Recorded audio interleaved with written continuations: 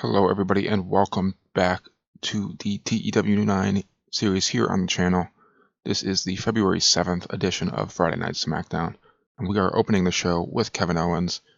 He's coming out with his Winged Eagle belt and his new undisputed WWE Championship that he won from Cody Rhodes at the Royal Rumble. If you guys did not watch the Royal Rumble, sorry, spoiler alert, but go check it out. I think that was an amazing PLE. I think we did a great job. And yeah, Kevin Owens comes out. He's like, they said I was a fake champion. They said I stole this belt. What are they going to say now? I climbed that ladder. I proved that you all were the delusional ones. Cody Rhodes, he comes out. He interrupts Kevin's celebration. He's still bruised from the ladder match at the Rumble. He says that without Solo Sikoa's involvement, he'd still be the WWE champion. And he wants to invoke his rematch clause. But Kevin tells Cody that, I hate to break the news to you, but I was already the champion. Obviously, Kevin always thought he was the champion. He was the real champion in his mind. Everyone else knows that he was a fake champion, but he thinks he was a real champion. So there will be no rematch. Suddenly, Randy Orton rushes into the ring, and he hits Kevin Owens with an RKO. And he gets in the corner. He looks like he wants to punt Kevin Owens in the head, but Cody gets in the ring and says, no, Randy, not like this. And eventually security gets in the ring, separates all three men for a 79 to open the show. Part 3 gets an 89 with Randy attacking Kevin Owens. And yeah, a great start to the show, I think. And after that, we head backstage where Santos Escobar tells Andrade that they both recently, hit setbacks. They both recently lost. So they would both benefit from Andrade joining Legado del Fantasma. And Andrade, he refuses. So Santos slaps him and tells him that he'll be facing one of his boys later tonight. We're at 63. The crowd is white hot now, which is a perfect way to segment into our women's Elimination Chamber qualifying match here on SmackDown. And that is between Bayley, Blair Davenport, and the recently turned heel Bianca Belair. And I think this should be a great match, as Blair Davenport hits a big move on Bayley, goes for the cover, but Bianca breaks it up at 2.9 seconds, right before the 3 count. And Blair and Bianca, they're arguing, and this eventually turns into a brawl. So Bianca Belair lifts Blair up and hits the KOD, but as she goes down for the cover, Bayley is able to hit a running knee right into the head, right into Bianca's head. And Bianca rolls out of the ring. She's in a lot of pain. She's got kneed in the head. And Bayley covers Blair Davenport, who's still down, for 1, 2, 3. Bayley qualifies for the Elimination Chamber, and that match gets a 65. Very happy with that. 59 for Bayley, 67 for Bianca, 46 for Blair Davenport. And yeah, Blair was the weak link, but I think nobody kept strong here. Let's see if we had any penalties. I mean, I'm happy with that. 57 for the wrestling, 55 for the crowd, 65 for the match total. And yeah, only one small penalty. I'm not too worried about Bayley being a face and that penalizing her a little bit. And yeah, Bianca will not be in the Elimination Chamber match. Bayley will be. I'm sure not a lot of you guys predicted that. So I'm already being a little different. I'm not going to have obviously the reveal happened before the chamber in my save. But yeah, after that match, we go backstage to an interview with Candice and Indy. And Kayla says, she's joined by the new WWE Women's Tag Team Champions. She wants to hear their thoughts on taking advantage of Bianca walking out on Naomi and then Bianca being revealed as Jade's attacker. And they say they saw that storm coming and they let it clear out a path to their tag team titles. And if Bianca wants to go rogue, if Naomi's looking for payback, or if Jade Cargill wants to play superhero, we say let them. We'll be here on top, running this division like we were always meant to. For a 50, a decent enough interview segment, backstage segment. Obviously, I didn't get them on the show last time, I don't think, if I remember correctly. So I had to get them on the show this time. And yeah, they address that. Obviously, there's no really big women's tag division on any of the shows quite yet. I'm working on that. I got a big signing that I'm working on right now that hopefully can help fix the issue. And after that interview, LA Knight he comes out to the ring, saying that last week he finally took care of his Legado del Fantasma problem, and now he can finally get his United States title back. Yeah. And Shinsuke comes out, and he's flanked by Carmelo Hayes. And Carmelo tells LA Knight that, technically, the number one contendership match was between Andrade and him. And since he took care of Andrade last week, he's the top contender. And Shinsuke nods in agreement to that. And LA Knight tells Carmelo that if he truly wants to live up to the moniker of being him, then he should have no doubters, and he should put that number one contendership on the line in a match next week versus him. And Carmelo responds, like, you want a shot at the number one spot? Bet. Just know when that bell rings, it ain't going to be catchphrases that get you the win. It's going to be me. Because when the lights are brightest, Melo don't miss. And that gets a 76. Everyone loves LA Knight. He does great. Shinsuke does great as well. Carmelo Hayes improvises well as well. Just a great segment. I'm very, very happy with that. And backstage, we see Giovanni Vinci. Yes, he is still on the show. He's chasing after Titus O'Neil, and he accidentally bumps into Nia Jax. He's like, "Oh, I'm so sorry." He tells Nia it's terrible how Tiffany would betray her like that. And Nia just looks him up and down and says, "You're still on SmackDown?" Vinci, he walks away. He catches up to Titus O'Neil and asks him for a match. And Titus says that, it's pretty stacked. We already got the show booked this week, but we'll get you in a match next week. And he thinks he can fit him on the schedule. So Giovanni Vinci versus someone next week. He gets a match. We don't know who it's against quite yet, but he will be in a match in action next week. We're 56. Happy enough with that. This was just my way to get these guys on the show, if you couldn't tell. Just a short segment. But next up is the match between Andrade and Angel Garza. And it's a close match with Andrade. He hits a spinning elbow to send Angel Garza down. And while he looks to set up his finisher, Berto hops up on the ring apron. He's shouting encouragement to Berto.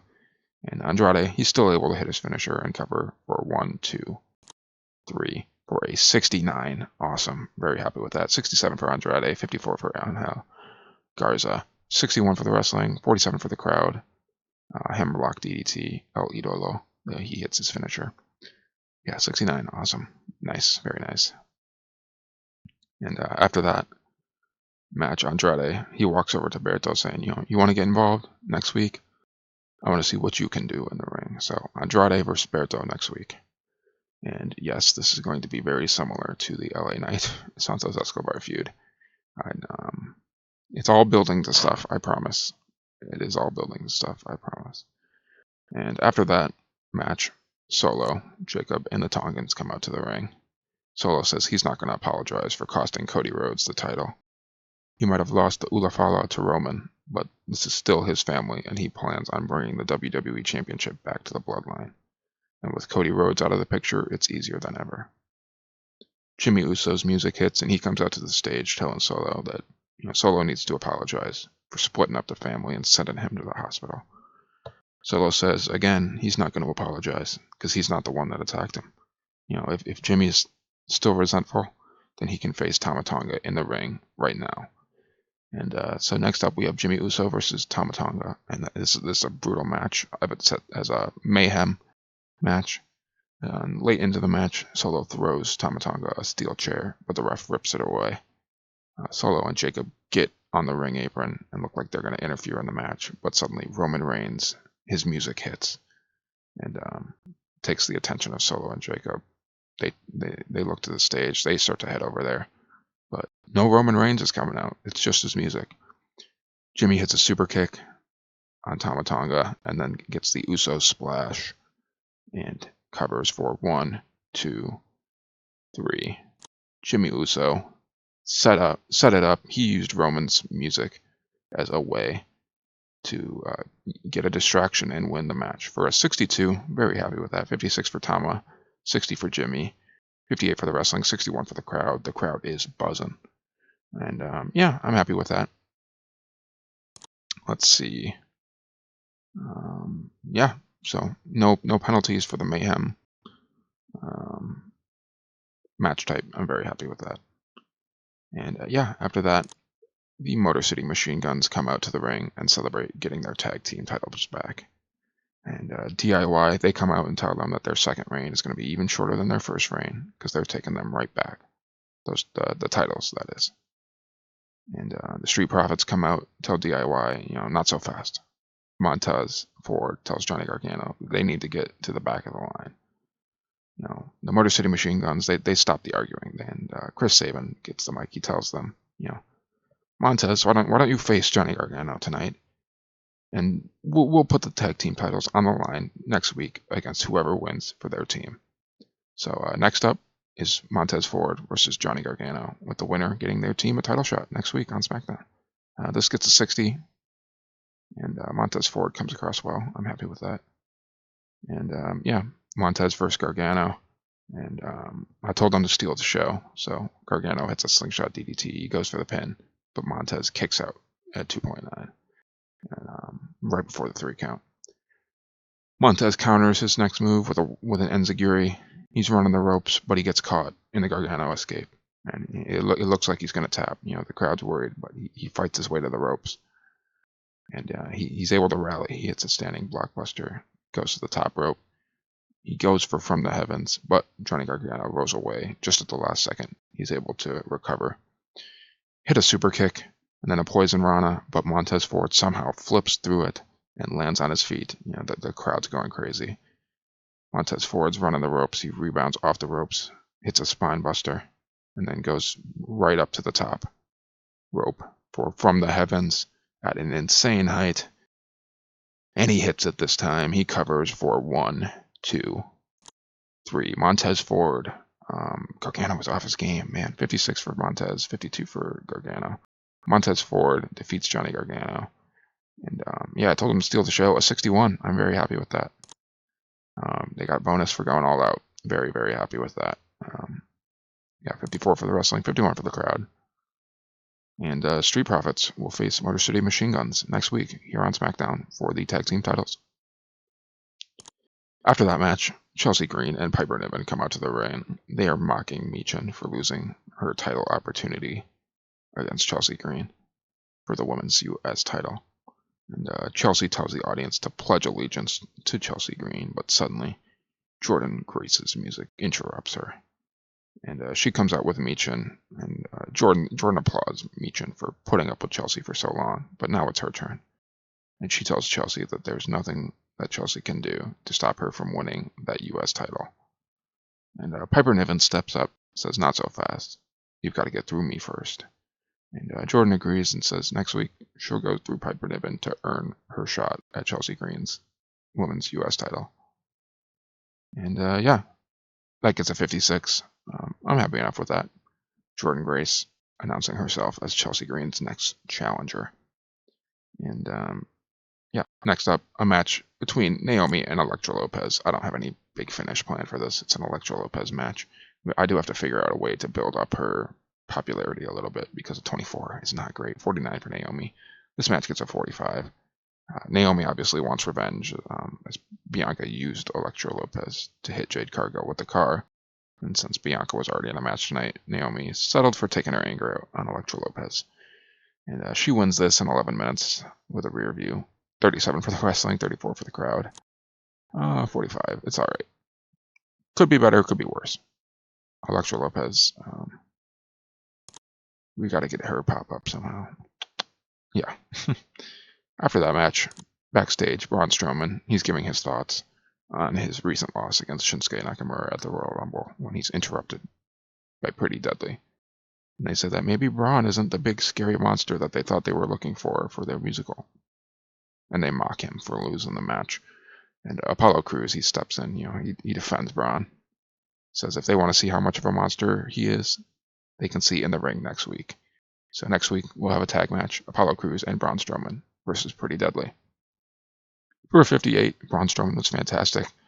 They all do well off script except for Elton Prince, which is fine. I'm happy with that. Apollo Crews is getting better at his gimmick. Crowd's still very hot. And I have all of my matches set for next week. I'm trying to get these episodes out quicker. I got it all planned out. I'm very excited. But next up, the blow-off tag match with Aldis and Scott facing A-Town Down Under And this is a chaotic match. All four men are getting their offense in. Patrick Scott sacrifices himself as he dives off the top rope to take out Austin Theory on the floor, and this takes them both out of the match. Grayson Waller goes for a rolling stunner, but Nick Aldis is able to sidestep that and counter into a power slam. And then he's able to transition right into a submission attempt. He goes for his submission. I forget what the name of the finisher is the submission that he uses. But yeah, Grayson Waller, he's fighting for the ropes, but Nick Aldis is able to drag him back into the middle of the ring. Austin Theory, he tries to crawl in to break it up, but Patrick Scott, he grabs his foot at the last second. Theory's not able to get in, and Grayson Waller is forced to tap out clean in the middle of the ring. And yeah, I have it. I did not make a submission finish, which I probably should have. This was my storytelling match. Patrick Scott, obviously the weak link. A 32 is still fine, though. 54 for Nick Aldis, 52 for A-Town Down Under, 47 for the wrestling, 42 for the crowd, 49 for that match. And yeah, they have great chemistry. I'm so happy. I needed something to do with Patrick Scott, so I just threw him in a tag team with Nick Aldis. Obviously, if someone's labeled as a wrestler, they haven't retired, I'm going to use them. And if they're under contract, I'm going to use them. And I'm not just going to fire Patrick Scott because he's good in the writing room. And he gives me creative finishes. So, yeah, I'm happy enough with that. Patrick and Aldis, they win this feud. And yeah, I'm happy enough with that. Now they can both move on. This feud was getting a little stale, I'm sure. It wasn't for me, at least. But next up, the Women's Royal Rumble winner, Charlotte Flair, is in the ring with Tiffany Stratton. And this is similar to their real life segment where Charlotte's asking Tiffany why she should pick her as the champion she faces at WrestleMania. Charlotte tells Tiffany that she's had an impressive rise for a knockoff version of her. And Tiffy says that Charlotte's just jealous that she's taken her spotlight and has it all to herself. And Charlotte, she tells Tiffany that she can give her an even bigger spotlight at WrestleMania, but she doesn't have any reason why to give her that opportunity. And Tiffany tells Charlotte that since it's so intriguing to her to see her other option, she should just go to Raw next week on Monday. And so, yeah, if those of you watched the recent Raw episode, where I said that John Cena would be in this SmackDown episode, he is not, because I forgot to transfer him in the brand split. And so I could not book him in the show tonight. But he will be in the next SmackDown episode. That does not really spoil anything for the next Raw. I have to figure out what I'm doing with that, because I was going to have him come to SmackDown, have a little segment with... But I actually it works out, because I can have Randy, RKO, Kevin Owens, and then Cena can come and talk to Kevin Owens next week. And kind of tell Randy to back off, maybe. I'm still... This isn't a spoiler, this is just me thinking out loud. But yeah, last but not least, we have the men's Elimination Chamber qualifying match between Joe Hendry, Roman Reigns, and Baron Corbin. Obviously, Joe Hendry and Baron Corbin have just recently started a feud. So this match should be competitive. Roman, he's got most of the power. He's the big superstar. But Joe Hendry's got a lot of crowd support too, and Baron Corbin is just the bad guy. And late in the match, Joe Hendry and Roman, they're both taking turns, getting shots on Corbin. And Joe Hendry hits a big slam on Baron Corbin, and Corbin rolls out of the ring to avoid being covered. Joe Hendry follows him out to the ringside, and the ref's not looking, so Baron Corbin thumbs him in the eye and throws him into the steel steps. He's screaming, "I own you, Joe Hendry. Nobody believes in you." He rolls his way back in. He's just mocking Joe Hendry. That's all his focus is on. He's not even noticing Roman Reigns in the corner getting up. And as he turns around, Roman explodes with a Superman punch. And then he hits a spear and goes for the cover for a 1, 2, 3. Roman Reigns pins Baron Corbin, and that match gets a 75. Oh my goodness, I love it. 67 for the wrestling, 64 for the crowd, 56 for both Joe Hendry and Baron Corbin, 91 for Roman Reigns. Nobody's been injured, thankfully, in this show. And yeah, I hope you guys enjoyed. Yeah, I'm very happy with this match. But yeah, next up will be main event, which I have set in Japan for this episode. If you guys are interested in that, stick around. Otherwise, if you enjoyed this episode of SmackDown, leave a like, subscribe to the channel if you haven't, leave some feedback, and I'll see you guys for main event. But if you're not interested, I'll see you guys in the next episode for Monday Night Raw. Goodbye.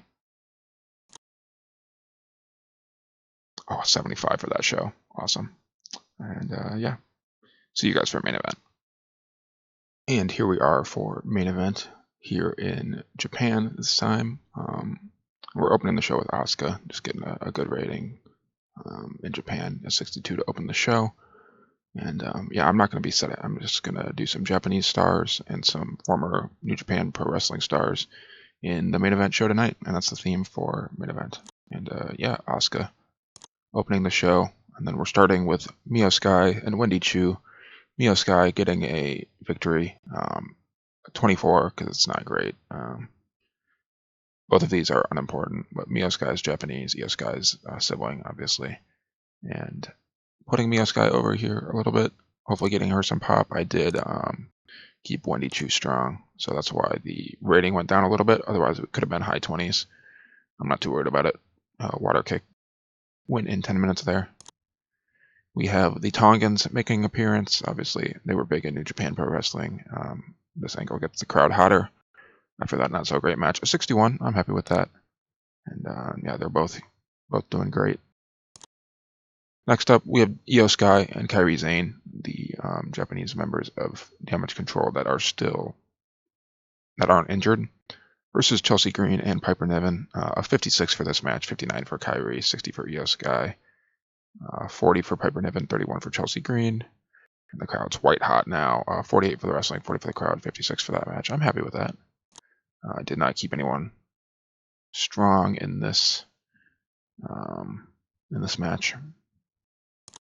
Next up, Carl Anderson. He says he's been injured, so I haven't been booking him. Obviously, I've been booking Luke Gallows, but Carl Anderson is recovering. And yeah, 52 for just him talking about how he's rehabbing his injury here in Japan, and he gives a shout out to New Japan Pro Wrestling. 52 for that, and then ending the show, we actually have a United States Championship match between Shinsuke Nakamura, the champion, and Akira Tozawa. And awesome. I gave Shinsuke, obviously, the victory. He's retaining. He's not going to lose his U.S. title in a main event episode, but Shinsuke retains in 14 minutes. I told them to steal the show, and it looks like they definitely did. A 63 for that match, 62 for Shinsuke, 47 for Akira Tozawa, 54 for the wrestling, 56 for the crowd. And I'm very, very happy with this. I told them to go all out, but they held back, I guess. I guess because it's a main event. But very, very happy with this. This show gets us a 59, which is very good for a main event. And yeah, a nice championship defense for Shinsuke there. I hope you guys enjoyed this episode. I haven't booked SmackDown yet, but hopefully I did well with that. If you did enjoy, leave a like, subscribe to the channel if you haven't already, and leave your feedback in the comments below. I'll see you guys for the next episode. Goodbye.